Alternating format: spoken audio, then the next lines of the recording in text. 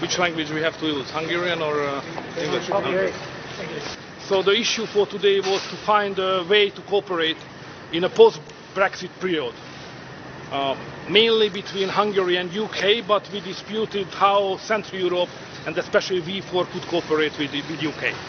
So that was the subject. Speaking on bilateral terms, two issues proved to be very successful. The first is energy.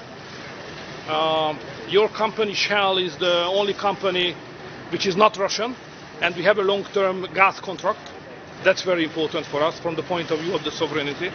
And the second issue is the defense industry. We try to have common research and operation as well. So these are the two promising issues for the post-COVID and post-Brexit period of cooperation between UK and Hungary.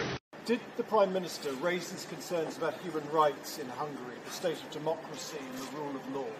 He raised the issue, both democracy, press, LGBT community, all that kind of rule of law stuff. Yes, we discussed it. And what did he say to you and what did you say to him?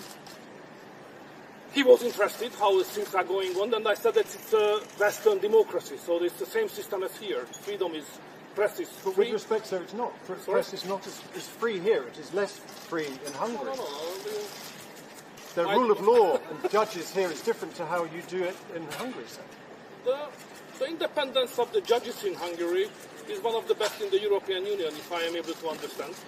But that's not the view of many in the European Union. They have concerns. They have raised them in the European institutions. But it's political issue, you know. So don't be worried about it. It's just a simple political game. But there are many people who are worried about it. They fear the state of democracy. The leftist activists. The leftist activists, of course, they criticize us, but that's normal. Come to Hungary, see by your eyes, and you can see how we live and how is the press. If you go to the Hungarian newsstand and you ask for a paper which attacking the government, you will get a dozen at least immediately. So it's free. What do you say to the opposition parties, the Labour Party here, the Liberal Democrats Party here, who say you are the most regressive leader in the European Union?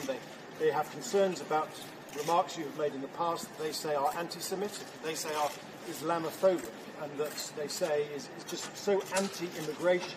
What do you say to that? In terms of anti-immigration, it could be true. Anti-Semitism is simply ridiculous.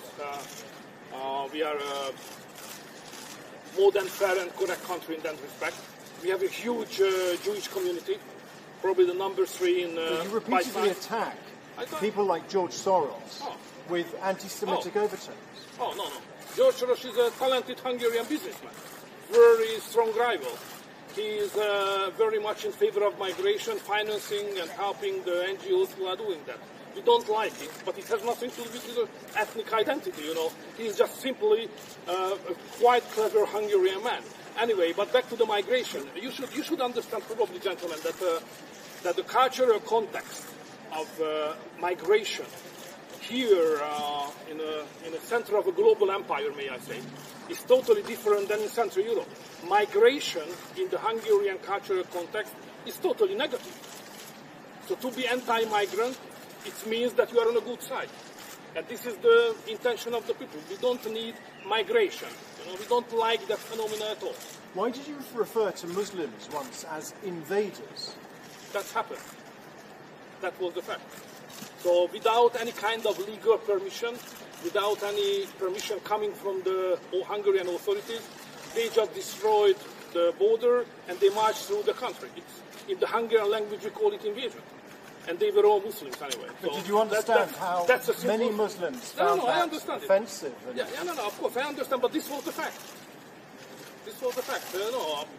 In democracy you have to name the fact. This was the fact. Sorry. We don't have any kind of hostile feelings. We simply would like to defend our own rights, sovereignty, and decision-making system. If we would like to invite somebody to our country, we invite. If somebody would like to come to Hungary, must follow the procedure and then come, but never illegally. Do you see Mr. Johnson as a man, a fellow ally, somebody that you can prod Brussels with, somebody who is outside the system? He represents a country with nuclear power, the number 6 probably by trade in the world, you know, so it's a different dimension. I can't compare myself to it. Hungary is a 10 million country, don't forget that. Any more? No more questions. Thank you very much.